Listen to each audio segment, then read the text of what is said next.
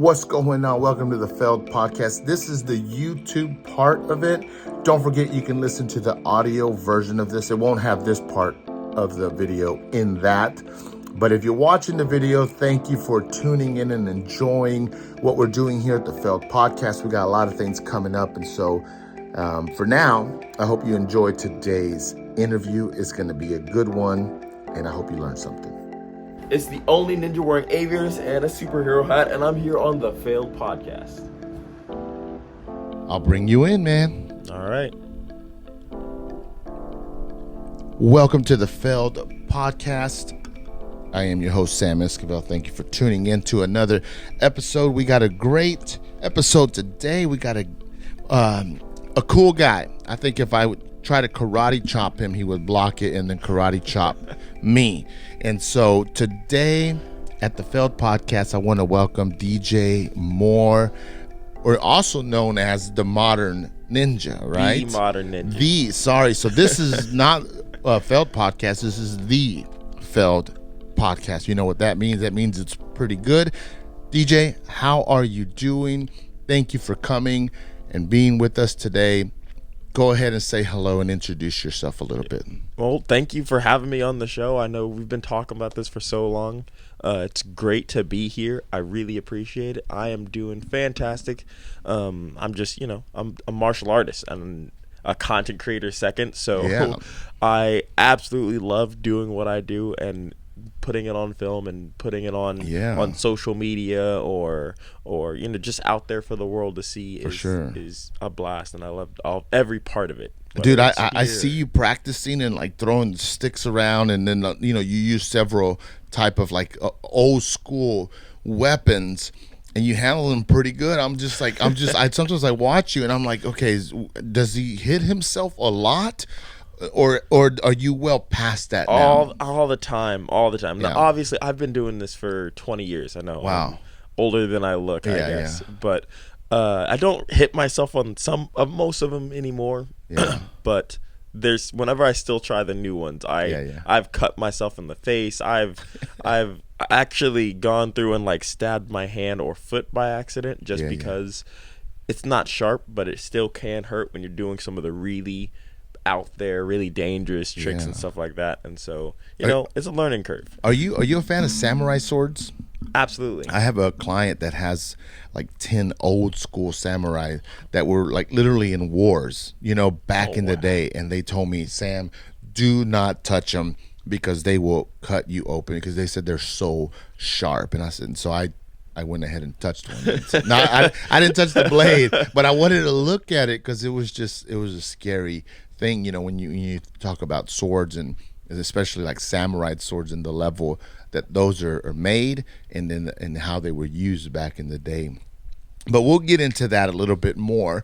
What I like to do here at the Failed Podcast is we storytell, and in today's story, you're the main character. You know what I mean? And so I know a little bit about you, but I want to know a little bit more about you, where you grew up, some of your family life growing up, and then we're just going to walk through your life and talk about some of the challenges that have helped you be who you are today, and some of the struggles and failures that you may have come across growing up, how you've handled them, so that our listeners can kind of take those nuggets and maybe find hope in them. You know what I mean? Just in case that they may be in a challenge or a failure right now, they may need to hear something that can help them get to the next step. So go ahead, take us back. I got you see that Back to the Future car? We're in that car right now. So take us back to little DJ Moore when he had little miniature nunchucks and stuff like that. So little DJ Moore. Oh, little DJ Moore was an angry little kid. He had 3 little siblings, all relatively close. We were all within 6 years of each other. Yeah. My sister, who's the youngest, is 6 years younger than me. And growing up, we fought consistently. We fought all the time. And don't get me wrong, we loved each other. Absolutely. We were there for each other, but we did not always like each other, if that makes sense. Oh, yeah. And so growing up, I guess everything in my life kind of circles back to martial arts in one way or another. Because I mean, I've been doing it since I was 6 years old, so it's almost since I can remember. I've been training martial arts, and that's been a really big help as far as helping me figure out how to deal with, my anger as a child. Well, let me ask about your anger. Okay, so you were 6 when you started martial arts, and you walked in there with that anger, or that issue. Did your, what do you call your instructor? Did they feel it right away and say, "Man, you know what? I'm gonna have to focus on DJ"? And do you remember the adjustment begin to happen where you came in at 100? You're like, "Man, I'm hot and I'm ready, and you make me mad, and I'm gonna lose it." And then you started training, and did you remember when it gradually started? You started getting more control of it. Yeah, I actually do. It wasn't in the beginning of my training at all. I probably trained for the first 4-5 years just wanting to be a Power Ranger, doing my best as a little kid to try and become the next Ninja Turtle or Power Ranger. Oh yeah. But later on, once I got a little bit older, 10, 11, 12 years old, my instructors would very much take a point to break me down to build me up better in certain aspects, and that goes for obviously the training, the technique and stuff like that, but that also goes for self-control. Whether they would put me with a partner that needed extra help or wasn't quite at the level I was at, so it'd force me to back up, think about how I say things, think about how I help someone to understand, because they're not just automatically getting what I get all the time. Yeah. Now, did you ever, in the beginning of those 4 years before, I guess you started going a little deeper and maturing, did it ever backfire on you? Do you remember having to deal with your anger issues in the classroom and just like, man, what, I need to get a hold of this? Or how did you deal with that? So it when I was that young, it didn't really show up in the classroom, because that was where I was having the most fun, right? That's what I wanted to do. But it would show up all the time at home, because we were homeschooled, so I spent all of my time outside of the martial arts schools at home with my siblings all day. And so we would punch each other, we would fight. There's one time where we fought and we ended up falling into this air vent or air duct that was close to the ground. Oh yeah. And it cut my brother's face across the lines. I don't even think my brother remembers it, but I vividly remember it just because I was, one, older than him, and two, it was just ingrained into my mind, and that's where it would really show up. Where I'd throw hangers at him, he'd poke fun at me, we'd just fight all the time growing up, and that was the biggest issue to overcome, because he was always there. We were always together. Always. Now, and I know that the gap is really big, but there's people who have anger issues, right? They're on a hair thin trigger, man, and it can lead to some bad decisions, because anger is one of those things that people have heard of anger management, and you got to get help, and people don't believe it. They think that they're going to be able to handle it, and I think it's it's deep inside someone that if you don't get help of some sort, it just grows. And then you get older, and then you realize, where am I? Why can't I get control of it? For you, as mixed martial arts, talk to me about some, as you were young, some of the aspects that you learned right away that help you control that anger at home. Well, one of the biggest aspects that helped me learn how to control my anger is learning that I don't like getting hit. And that's true and false to an extent, because as a martial artist and a fighter, I love fighting. Getting hit in that context can be kind of fun. However, getting hit in a real context, gloves off, is not a fun thing. So I think the first thing that I needed was that shock, because whether or not I was at home or at at martial arts school, I was generally one of the better fighters, and so my instructors, I can remember so many of my instructors needing to, for more or less, put me in my place whenever I was starting to get angry, starting to get overconfident, starting to, like, you know, overstep my bounds. They would always be there, and tell me to gear up, ready to throw hands. It's crazy that you mentioned some of your instructors putting you in your place. And whenever we talk about failures and challenges, sometimes we're on repeat because we don't know how to take instruction from someone else. Now, it's important for that person that's kind of trying to guide you to come from a place of wisdom and experience, okay? So tell me some of the positive ways that some of these instructors put you in your place. Because when people hear, hey, I'm gonna put you in your place, it's usually like negative or too aggressive.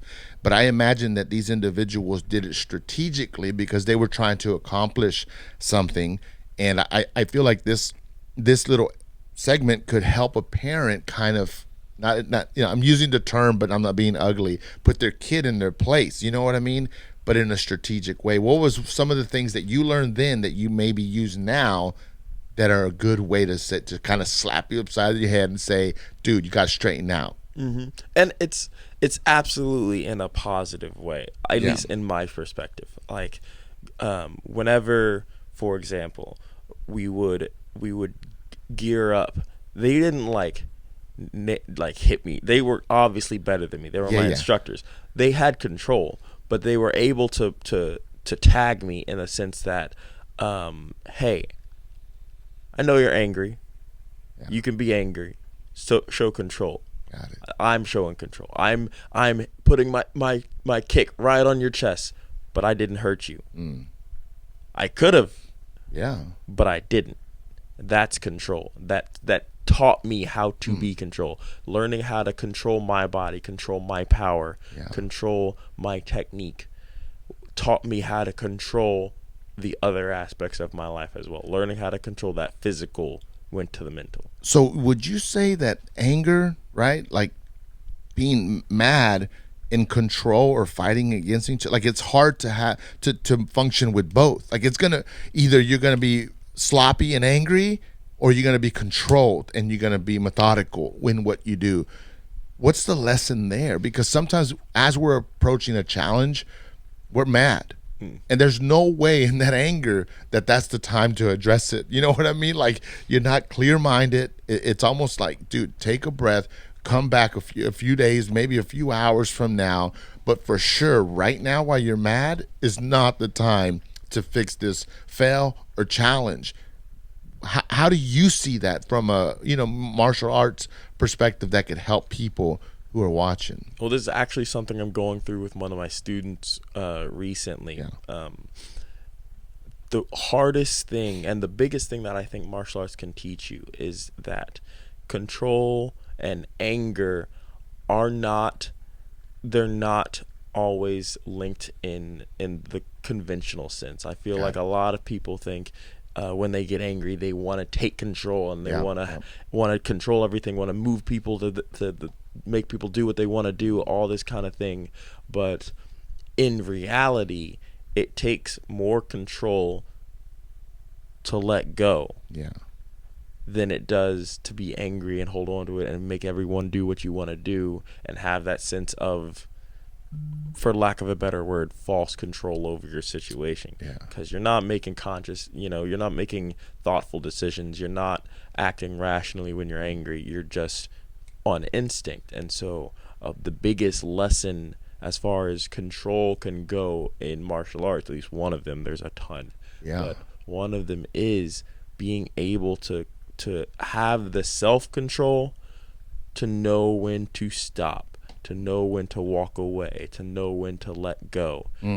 And that is kind of the biggest challenge people get. Yeah. I think whenever we deal with failures, because we miss one of those. We didn't know we went too far. We didn't know it was coming from a bad place. And then we increase our odds of failing. Now, here you are about 10 or 11 years old. you're getting better at mixed martial arts, and you're standing out from your students. And so for me, standing out at such a young age and excelling in something can do something to your confidence that can lead to some challenges in the future. Tell me how you started developing your confidence and some of the struggles maybe that you had, when you were 11, 15, around that area that you didn't see coming because you thought you were prepared from all those other years. So what are some things that you faced as a young boy doing mixed martial arts and living in this world? It's interesting that you talk about confidence because so many people are in martial arts for confidence. I was not. I was angry, but I was also a very arrogant person. It definitely got me in deeper than I was ready for a lot of the times. Whether I was challenging my instructor to a fight when I was 16. How did that go? It actually got the edge of my nose ripped off of my face. He flipped you. Yep, and it was my own fault. I ran into the kick, like he just lifted his foot, and I ran straight into it. Bang. Control. Yep. And anger. Like he saw you running to him in like slow motion. He's like, man, whack. And from your perspective, you're probably running full speed. I was full speed. Yeah, absolutely, just blitzing him. I thought I had him too.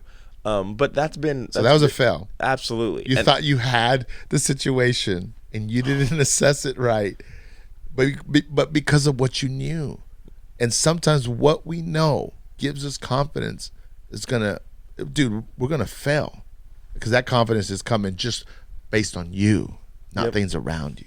So continue down this confidence thing. But yeah, having that overconfidence was a challenge. It caused a lot of fails. Although it wasn't. It was still, like I was still skilled. I wouldn't consider myself as a child to be not good at martial arts. I was good for my age, but that let me find harder and harder challenges that I absolutely failed at, that I wasn't ready for. Jumping into tournaments and getting rocked for the first time in the tournament circuit was a huge eye-opening fail. I think I was competing from when I was 12 or on, and my first competition was a really small one, and so I did really well, and I was like, oh, I got this. I can do this. Then I went to a big one for the first time. I'm talking Cobra Kai, all that good stuff. Hundreds of competitors.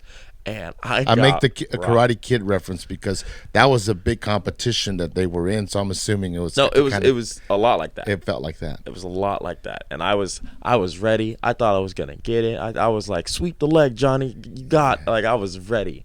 And my first big competition, I remember putting my gear on, touching gloves, and 1, 2, 3, 4, 5, 6, 7 points to the other guy, 0 points to me. Like, I got demolished. So if you can recall that happening, because boy, that's a rude awakening.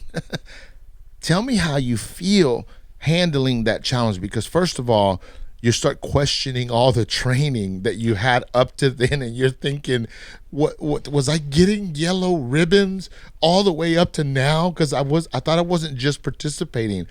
I thought I was growing, right? And then you get there and pop, pop, pop, pop, pop, whatever, and you have to show back up. I don't know, did you compete after that first one in the same day? Like when he got 7 on you real fast? That was my last division that day. Got it. So you had to come back. Tell me what you have to do with yourself in front of the mirror to come back after that, because a lot of people can only take so many fails and then they're done. And that's the sad thing. Like, I want people to not give up just because they fail, because there's lessons in it. Like you grow and become tougher in them. But if you don't get back out there, you'll never know. What did you learn when you went back out after those 7 real quick ones, like points? Immediately, I was not happy. I was angry. I was furious with how I did. Furious at the other person. 6-year-old that had anger as you showed up. Yep, he definitely did. But part of martial arts, and that goes for whether you compete or not. Yeah. It is challenging. I think the numbers say I think 5% of everyone that starts martial arts will get their black belt. Just because it is one of the hardest things any person can do. Do you have your black belt? Oh, absolutely. I have. I was like, this is not going to go good if he doesn't. Absolutely. I was confident that you did. If I had trained for 20 years and didn't have a black belt, there'd be a problem. Something messed up. Yeah. But because it's so challenging, and because I didn't that wasn't the beginning for me. That wasn't my martial arts beginning. That was later on down the line. So I had already built up this habit in my training of, oh, this is hard. Yes, I'm angry that it's hard, but I'm going to work harder for it. Okay, so it activated something positive. Mm-hmm. It didn't work. It didn't go the other way. And the reason I like that you said that is because at that point right there, at that fork in the road, our mentality, if we don't have goals and objectives, if we're not trying to reach a black belt or a certain level of success, we'll get to that decision, and then we'll say, you know what, I'm not going to do it. I don't like the feeling that this challenge produced. I don't like the feeling of how this fell, the failure, what it produced. But even though you didn't like the feeling of those quick 7 points on you, man, you came back. Where did that come from? Where did it say, you know what, I want to come back? Because there's no way that you could have came back and beat that guy that day. It was going to take some time, some reanalyzing who you are and how you fight. What did you start doing? How'd you start approaching mixed martial arts after that? Definitely wasn't automatic. It took me some time to just cool down, not be in the moment, to want to go back.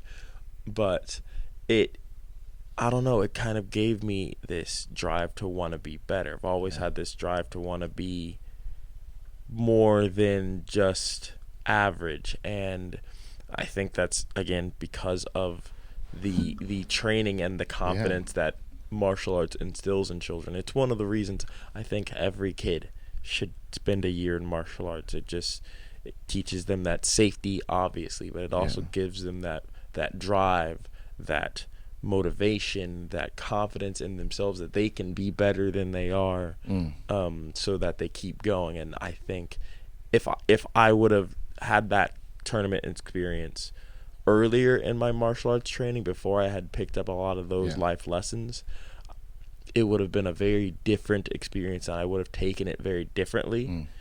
But my instructors knew, okay, he's ready for this. Got it. He's ready for this next step. He's not going to win. And they knew, because they came going back into ready something with pointers. Knowing you're not going to win, dude, that's a crazy perspective, because in life, we don't do business, we don't do projects or ventures without thinking the opposite of that. I'm going to win. We don't say we're not going to win this one, but I have to get training, I have to get experience behind me. And in mixed martial arts, it gives you that. Life doesn't give you that. Absolutely. It's a win or don't even try. And I don't like that. I think it's okay to fail. Now, I know there's a lot of things that on the line for certain things, but you actually have to fail with martial arts. You can't. One of the biggest things for martial artists are you don't get better if you beat everyone around you. You think of Mike Tyson. Your ceiling is the best person. Mike Tyson, when he was winning in knockouts in the first 30 seconds of fights, he wasn't improving as a boxer. He was great. He had, but a boxer like the Canelo just fought recently, and they went 12 rounds. They were boxing. It wasn't like Tyson knockout thing. So they have experience, and it showed. Even though for a lot of people, it's this fight, it sucked. Why couldn't someone get knocked out? But for me, I was no, we got to see them box. Their years of experience showed up because it was long. And sometimes we want it so quick that we don't get to enjoy the experiences that we've gained. So, okay, so you're young and you struggled in that tournament. Let's take a leap forward. Take me to when you started not dominating. Maybe you did, but feeling way more comfortable with what you were doing. And then your tournament life was so different. Like you weren't just like, I need a win, win, win. You were going out there for better reasons that were going to elevate you as a mixed martial artist. Yeah, later on in my tournament career, I got to this place where I enjoyed going. I enjoyed learning. I enjoyed getting beat. I enjoyed beating people. I would make friends at these tournaments, and I would get better. And it gave me something to strive for, because at some point when you're, the quote unquote best in your, like if you were the top in your school, there's no more bar you can see.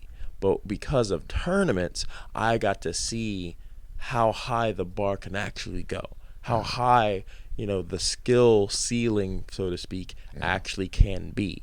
And so that gave me something to make me work harder in class, to make me go to train harder, go to show up more times a week. I started going in when the school opened at 4 and being there till the school closed at 8, either helping in classes, helping teach others to get them to that level, or to train myself harder, to give myself time to get better and better and better, to the point that I am now, where I spend every day in a martial arts school, either training or teaching. That's all I do. Okay, so you're doing these tournaments, and now you're respecting those that are better than you. You're not looking at them as, I need to beat you, and that's it. That's the only way. Now you're there saying, now we need to learn together. Tell me what some of the lessons that you learned from befriending someone, or just watching someone that was like better than you. First of all, humbling yourself and identifying someone that's better, smarter, and like, dude, I wish they could mentor me or whatever. That's hard for a lot of people to do. And I think that when we get to that point, we can decrease how many failures we're going to face in life, because we're able to take direction from people. So tell me some lessons you learned, whether fighting someone that was better than you or talking to someone that was better than you, that was a student, not necessarily an instructor. Well, I really did not like admitting that people were better than me. And when I wasn't able to admit it, I never really learned in the match, right? I would learn after, maybe but I would never learn there.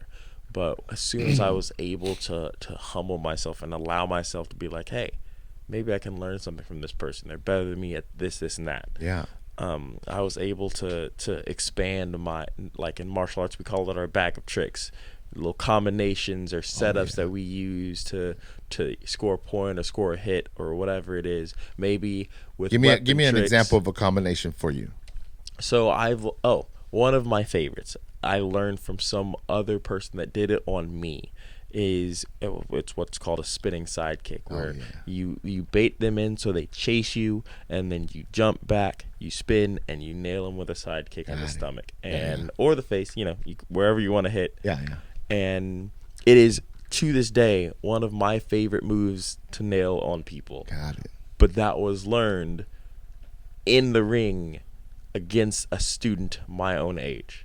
Sounds like the Dirk Nowitzki fadeaway shot that he had. It's a lot like you that. Remember him? Boom. And that's how he dominated. It's so crazy. Anyways, that's another rabbit trail. Okay, so you're learning from those that you're watching. Absolutely. Learn from those that I'm watching, learning from those that are beating me like in real time, and just growing a community that I had with those people. I would teach them some things that I was better at. They would teach me things that they were better at, and we would all grow up together. I love it. So here's where I want to go down next. Let's jump ahead to the style of mixed martial arts that you like and that you study. What was it called? It's called Tong Sudo. Tong Sudo. Okay. Do you eat it with a fork or chopsticks? Both. Sounds like definitely both. Okay. Tong Sudo. Tell me a little bit about that, because I feel like is it an ancient way of fighting, or is it modern? It's not super ancient. It was actually developed back in the late 1800s, early 1900s. I can respect early that. 1900s. in Korea. Got it. It was actually designed to help protect them when the Japanese were invading Korea at the time. So you're studying this type of mixed martial arts or martial arts. Tell me what drew you to it, and tell me some of the aspects of it that help you deal with like your mental state, not just your physical state. And then we'll just dig in a little bit on that style. It was actually kind of luck of the draw because I was in martial arts from such a young age. I had, tried different styles, and I'd get into a school and we'd move because we moved quite often. So I had different martial arts styles that I trained, and just luck of the draw, landed on a Tong Soo Do school. We stayed there for a little longer than normal. Yeah. I was able to rank up, and then we moved again to another place where we stayed even longer and found another Tong Soo Do school, which is not very likely. Yeah. Like, there's not a ton of those schools around, but because of that, it was able to instill a very traditional style of martial arts training. Like, we would train out in the snow and in the heat on purpose. My next test is my master test. It is a week-long test in the mountains. Like right now, coming up. Like next year. You're preparing for that. I'm preparing for spending a week in the mountains, training, getting 20 hours of training in a day. Like, I'm awake for 20 hours a day, doing nothing but training on a mountain. And that's the kind of hardcore. Sounds like blood sport. It's definitely a hardcore system of training that I don't know. Not everyone would want to go through, but it definitely makes you stronger for it. So tell me some of the challenges of learning this style. What is it? What habits is it breaking in order for you to master this style? As far as the habits and things I've had to go through, it's breaking down what I think my limit is. Whether that's, we would have what we called hot boxing sessions where, and this was not while I was a kid. This was kind of when I was older. Most of these challenges were when I was a little older. But we'd have these hot boxing sessions where we'd go in this building, we'd turn on the heat, and we'd train. Lots of water, sweating, nonstop, just pushing yourself past what you think you can do. Same thing, we'd have these black belt training weekends. We'd have one in the coldest week of the year on purpose, and we'd have one on the hottest week of the year on purpose. And that was just designed to make sure we can push past what we think is our limit. Okay, so I usually at the end, like, I close the show with some questions about failure, but I'm not going to do that today because I feel like I want to ask you a few questions about failure right now, and then as we get into you made a film recently, I'll ask it again there. So it'll seem like I'm asking twice, but I'm not, because they're two different aspects of what you've been working on. How do you, whenever you hear the word failure, how do you define it, or what meaning does it have on you? Whenever I hear the word failure, I just hear a challenge. Yeah. And I love challenges. When I hear the word failure, you're learning how to do something. You don't really learn how to do it by getting it on the first try. You learn by trial and error, trial and failure. You learn after failing so many times. You've learned 87 ways not to do it, so that for a fact this one way is how you do it. Man. And that and those numbers are real in mixed martial arts, like 87 times of trying something and not getting it. Absolutely. Because we fail in life and we're like, well, 1 or 2 failures is not meant for me. But maybe it's on the 5th time where you hit gold. So, okay, failure, keep going. But yeah, like and in a sport or in a practice where so many people don't make it, people, like, the whole college saying, look to your left, look to your right, none of these people will be there when you graduate. The same thing applies to martial arts. If I were, like, when I started Tong Soo Do, even not counting the other schools I went to, just Tong Soo Do, the people I started with and started class with out of all of those people, probably 50 to 100 kids that I can remember training with, all coming up in the same kind of age range. Yeah. I am the only one still training. Wow. The failure rate's high. It's so high. And I've met But I don't want to discourage no one if you're listening. No. If you have a school or a type, like, don't let that keep you from taking your kid or yourself to take some of this training, because there's a lot of benefits, which we'll get into in a minute, that come with, a practice that's like in mixed martial arts. Okay. The truth is that it's hard to stick with, but regardless of how long you stick with it, it will give you benefit. Yeah. Like, I don't have kids, but when I do, spending a year in martial arts is mandatory. You don't have to become what we call a lifer. You don't have to do it for the rest of your life. You don't have to spend the next 20 years of your life doing martial arts if that's not what you want to do. If you love basketball, you go for it. If you love, hockey, go for it. Yeah. But even just spending a year in martial arts can teach you some of the overcoming failure and other like good life habits that will take you so many places in whatever you want to do, whether that's business, sports, entertainment, all of it. It will help everyone. Now, so defining failure and how we look at failure is one thing, but how do you handle failure? How do I handle failure?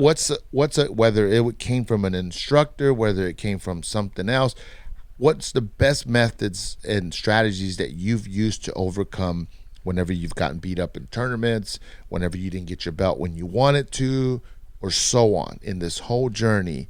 What's helped you? I think the biggest thing that's helped me, failure doesn't mean you've lost. Being able and making sure I take a moment to step back after I failed and realize, hey, I may have lost the battle, but I did not lose the war. Yeah. That kind of mentality has been always what's helped me continue pushing forward, because if I thought that it was all is lost and nothing else matters, then it's really easy to give up. And failure isn't there to make you give up. It's there to make you better. And you can choose to go over that hump, or you can choose to let it stop you. And I just make sure I take a step back to make sure I choose not to let it stop me. I choose to try and go over that hump and to get to the next level. It's just like any video game, right? The boss for each level is there to try and give you a failure point, try and keep you back. And every time you beat that boss, you get better at the game. You level up so that you are better prepared for the next one after that. So there's a young person right now, and he's on the verge of quitting because he had a bad day, whether it be in mixed martial arts, a school, or a play, or at work. And they're like, man, I want to quit, man, because not only because I failed, because I'm going to fail again. And they come to instructor more, and you take a knee with them, and you're going to give them a little quick pep talk so that they don't quit, because they want to quit because of failing, not because of any other reason. What's the pep talk sound like? If a student comes up to me and wants to quit because they're failing, the first thing I'm gonna ask them to do is explain their failure to me. Explain what they did wrong. Maybe it's they're trying to kick at the head height for the bag and can't quite get it there. Maybe it's because they can't quite get their flexibility, or they can't quite get the power, or whatever that is. And once we identify the thing that's really slowing them back, we start to brainstorm. Okay, what can we do? Can we start lower and progressively work higher? So get out of the generalizing. Get into seeing not just the fog of I can't do this. And break it down, because once you can break it down, you can start to problem solve. Now you can really Now fix you can, something. maybe it's your flexibility. Okay, so let's stretch. Let's do these stretches. Yeah. Maybe it's the power. Maybe you need to rotate more. Maybe it's all these little things. But if you're just seeing the fog of I can't do it, you're never going to. I actually have a student who I said he's not allowed to say the words I can't in any form or fashion. Well, that's hard to do. Because every day he will come in and I will give him a challenge. Yeah. And he will say, I can't do it. Oh, man. And every day he proves himself wrong within 30 minutes. That's so good. And he's not an older. He's probably 9. But you're giving him But something that's every day valuable, he is man. learning to break past the I can't. He's learning, hey, maybe I can. And that's what I would suggest to anybody. Don't think about the fog of I can't. Yeah. The fog of, I'm not going to be able to do this. Figure out what is challenging you. And then you can actually work on it. You can improve, whatever that is. Whether it's public speaking, you're afraid to be in front of people. Maybe it's the crowd. Maybe it's forgetting what you're going to say. Yeah. If it's forgetting, you can write notes. If it's the crowd, you can slowly grow the crowd one person at a time. Yeah. Break it down, focus, and address the exact issue. But great. if you don't break it down and address the exact issue, it's just this overwhelming flood that you can't really do anything about. Because if you try to fix problem A with solution B, you're never going to get anywhere, and you're not going to know why until you break down, this is a totally different issue. I need to use solution A to break down problem A. I love it, bro. That's so good. I never thought about that. For young people, focus, figure out what it is, and address that, as opposed to the whole thing. As opposed to the 1-year goal or the 5-year goal. Forget that. Here's our goal today. Here's where I want this extra step I want you to take today. And that does something, especially for a 9-year-old. Man, I love it. Thank you, DJ, for sharing that part of your mixed martial arts. And obviously, your whole life is surrounded with mixed martial arts, so we can't just ignore it. So what we're gonna do right now is, you had a cool project that just launched, and I might, and people probably don't criticize me for this, but I'm gonna try to just throw in a little cut right here. I'm gonna be like, come on, spread out and stick to the plan. Now get to work!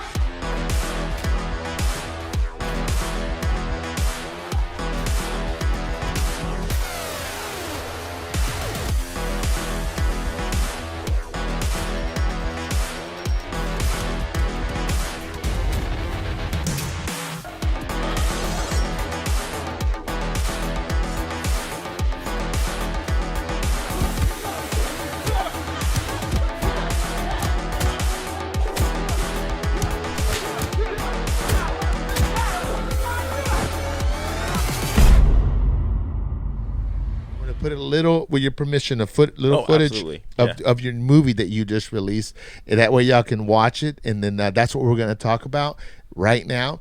What is the name of the film that you just released? Yeah, it's actually titled River of Blood. Yeah. It is a action short film. It's a 10-minute short film that we made for a film competition that we entered. Actually, several film competitions that we're entering and still going through right now. Yeah, I watched it, and it was so good, man. Like, me and my wife and my daughter watched it, and my daughter was like, I need to get DJ's autograph, man. And when you came out from, when you entered, and you're just like that, and she's like, man, this DJ, go DJ. Is he a good guy or bad guy? I said, don't worry about it, just watch him. Is he a good guy or bad guy? And I said, don't worry about it, just look at him, he's doing good. And so we're watching the movie. It's a short film, and it was under some rules, right? It was a competition that you entered, right? So was it? Yeah. Okay. So when you watch it, we're gonna kind of break down some of the, obviously, what the competition was, but man, he had some immediately entering in this project. There was challenges, and the challenges were really meant to make you finish the film under certain parameters, and it was a challenge. It was not easy. So when you watch it, you Absolutely. think, what were they doing and blah, blah, blah. No. They did something with parameters and they accomplished it. And sometimes in life, we feel like there's too many rules. There's too many this. I have to do, and I'm never going to be able to do it. And sometimes working within parameters really shows you what you got. So go ahead and tell me a little bit about the competition and some of the rules that they set out. And it's almost like they set you up to fail, man, but you did it. They really did. So normally films take a while to produce, right? Yeah. Whether it's writing, casting, the film process, they take a while. But we were given 5 weeks. That's a month and a week, guys. That's a little bit of time. Yeah, and it's not like we had 5 weeks to film it all. No. Yeah, because people work, schedules. Writing. Yeah. All of it. Every step of the way, because we had to wait for a specific phrase to put in our film. Yeah. And so we didn't have the phrase, and so we couldn't even that's how they start. That's how they set you up so they could track your time. Mm-hmm. So they gave us the word, they sent it out, and then we were able to start. And the timing was the hardest part, because obviously there's a ton of challenges in making films. You got to find locations, you got to find the right actors and actresses.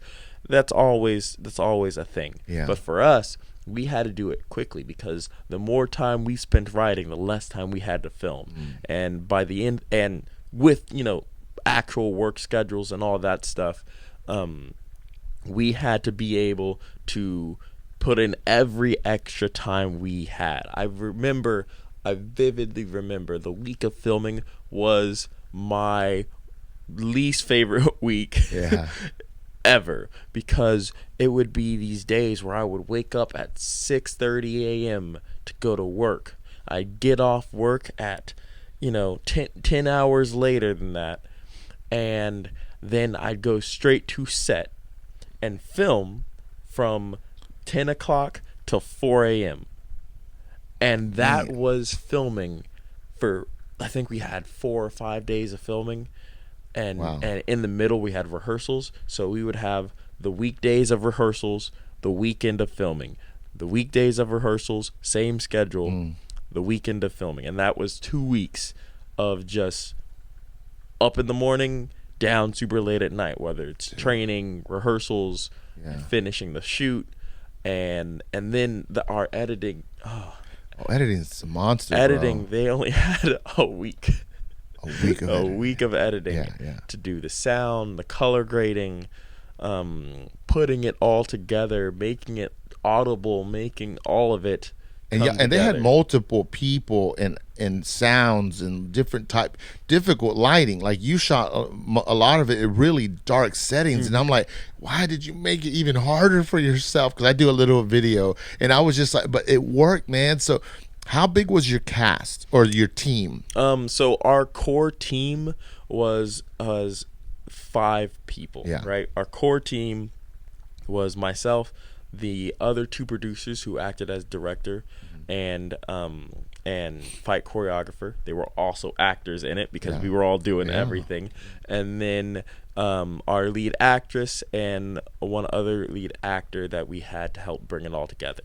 But as far as the whole team, at one point on set, I think we had probably 10 to 15 people, whether it's makeup artists, goons. I think we have a hallway scene, and that is my favorite scene, because we were able to do it in one take. Where we have the beginning, taking out the first guys with the guns, and then walking through, taking out the guys throughout the hallway as we travel up. It was my favorite scene, but that scene was filmed at 11 p.m. and then the scene right after that, the scene that follows that, was filmed from we probably did that shot in 2 hours. So it was filmed from like 2 to 4. Wow. And so tell me some of the challenges of working in that kind of environment, or what are some, maybe there's a funny fail, or maybe there's not a so funny fail. What's something that y'all like failed that either you fixed before the film launched, or that you'll take to your next project?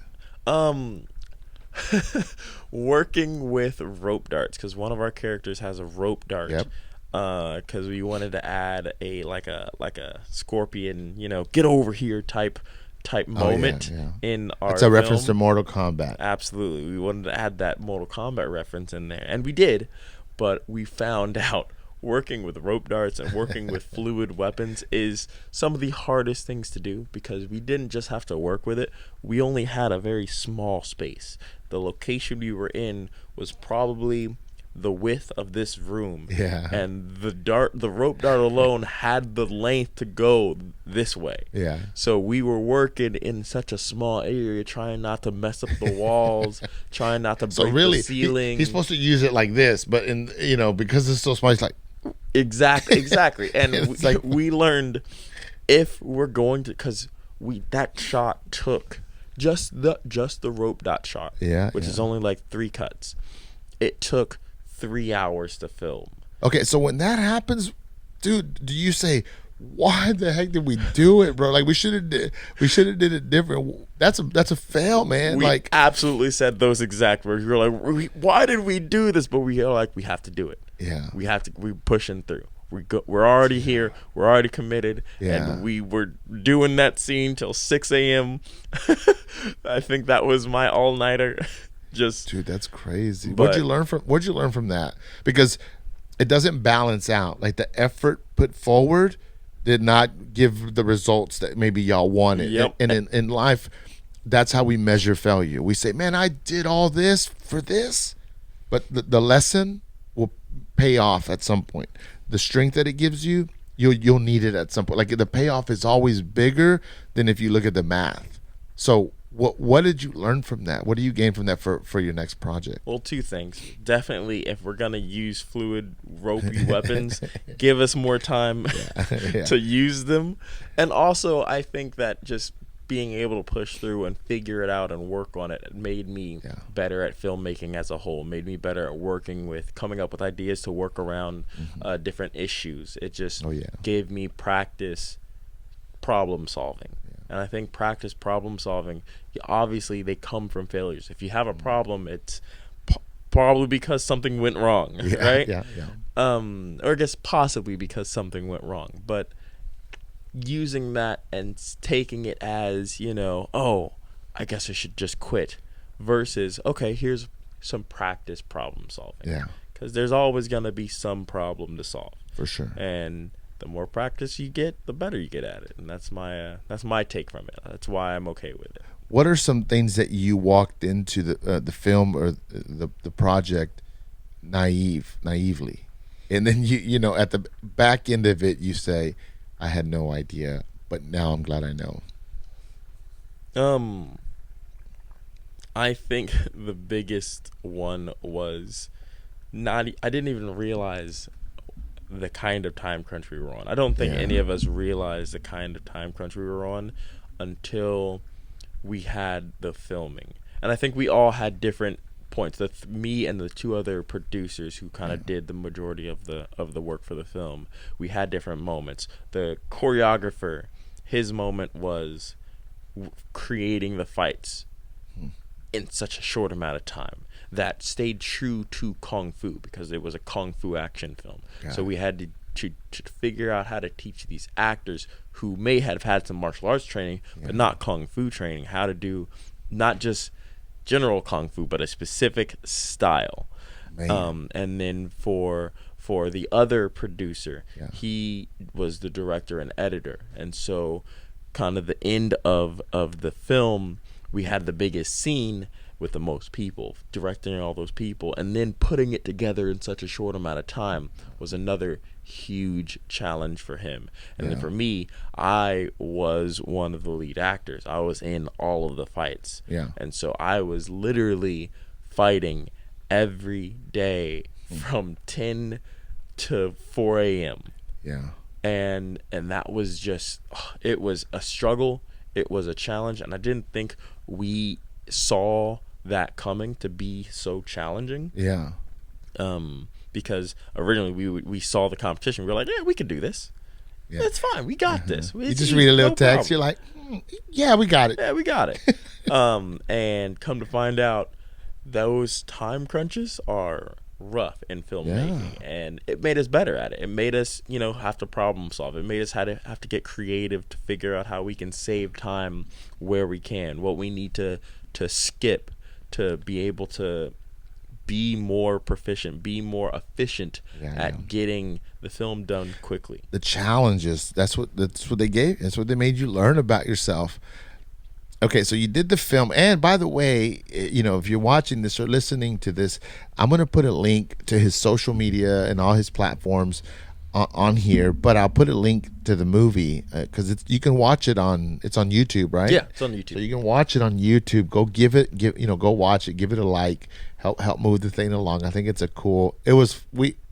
have fun watching it. Because I'm a DJ Moore fan, and so I was watching it and from there. But at the end of the day, I also respected, how it was made and how fast and everything, even with the budget and dealing with all those parameters.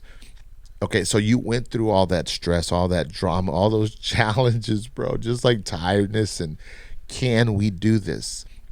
When did you realize as a team that we are going to be able to do all our efforts are going to line up, and then you finalize the video? How did y'all feel then? And then jump from there to when y'all released it? It was, so we had 2 releases essentially. The first one was a more private release for the competition. We had to turn it in on a certain time, and we were on the wire. I think because I wasn't there. I was out of town while the editing process was going. But I believe, if I remember correctly, being told that the film was submitted 5 minutes to midnight. Man. 5 minutes. Dude, if there would have been an internet glitch or something. And that's what it was. We were dealing with, there was like a glitch with, because obviously with cast, you have to have contracts in place and stuff like that. Got it. And so there was a glitch, and some of the contracts didn't go through, right? Yeah. And they weren't saved right or something like that. And so we had to reconnect to these people, be like, hey, can you sign this, send it back really quickly, blah, blah, blah. This is what happened. And so we had to down to the this is the last day. Figure out these issues. That's too much stress. It was down to the wire. And then we were able to finally turn it in, go to the premiere of the contest, and watch our film on a movie screen, because we were done and we could finally enjoy what we made. And then later on we had the release on YouTube, because we were entering into some competitions that we weren't allowed to post it anywhere yet. Okay, yeah. We had to keep it private until certain parts of the competition were completed. And so we then had our YouTube release, which did fantastic. It's still doing really well. And it was just amazing to be able to show people the thing that we'd worked on. And that second release was more of a deep breath. This is what we've made. This is what we're proud of. Enjoy kind of release. Making this film was obviously a big challenge. To finish up, this is the last thing that we're going to give the Failed Podcast audience. What are maybe 3 takeaways from doing this that it's going to help you approach failures and challenges in a different way from here moving forward? I think seeing a failure as an opportunity to problem solve is one of the biggest ones, because it in so many different aspects forced me to overcome issues and problems and challenges that felt like failures, whether it was our location not working out, or cast members dropping, or whatever it is. It made me have to learn how to problem solve, and that is, for me, the biggest aspect that I've learned from it. Another one would be learning how to push myself to do what I want to accomplish. Because I didn't make that film because I had to. It wasn't like a grade. It wasn't for school or anything like that. I did that film because I wanted to do it. And so, I could have been like, no. I'm good. Got sleep. It's not worth it. Yeah, but it made me push through those challenges and push through that feeling of failure when you're there and things aren't going well and things are kind of off the rails and I have to figure out how to get it back on track. It made me push through because that's just what I wanted. I was hard and I didn't want to do it the whole time. I'll tell you right now, I did not want to do it the entire time. But I pushed through because, one, there were people counting on me, and two, it's because I wanted to get a film done. I wanted to make it. I wanted to make that footprint. And those are the biggest things that it's taught me in dealing with failure and dealing with those challenges. I love it, man. DJ, that was great, man. That was a great journey through who you are, you know, and some of your characteristics and how you handle challenges and failures, how they were gained. And before we go, give us, if people want to get a hold of you and kind of see what you do, because he has a lot of stuff out there, man, a lot of cool stuff. If you want to see him handle some that's the nunchucks and then like the stick thing and, you know, a few other things, man, give me some of your handles, your social media handles, and then we'll also include it in the description below. Yeah, well, Modern Ninja, you could pretty much search Modern Ninja on anything, whether it's TikTok, YouTube, Twitter, Instagram. I'm on everything. Yeah. So if you want to find out and you have a platform that you really like using, if you just really love scrolling through TikTok, drop a like, drop a follow on Modern Ninja. So, and but I'll tell you a quick funny story that he shared with me. At one point, he had, how many followers did you have on TikTok? I had 500,000 followers. 500,000, and then they cut his account because of some content. I'm just telling you, man, he's been through some failures and challenges, and he's still moving forward, and still doing what he loves and what he's passionate for, and that's what we want to encourage here on the Failed Podcast. Dude, that's tough, man. Oh yeah, it was a rough point. Yeah, man. So, guys, thank you for tuning in. I hope you enjoyed today's episode. You know what I like to say. I may have made some mistakes in some of the words I said or questions I asked, or I don't even know if I'm recording. I am. It's red, and I don't know. But no matter what failures or challenges I've had in this episode, I'm not going to quit. So I'll see you on the next one. DJ, thank you for coming on. Thank you for having me.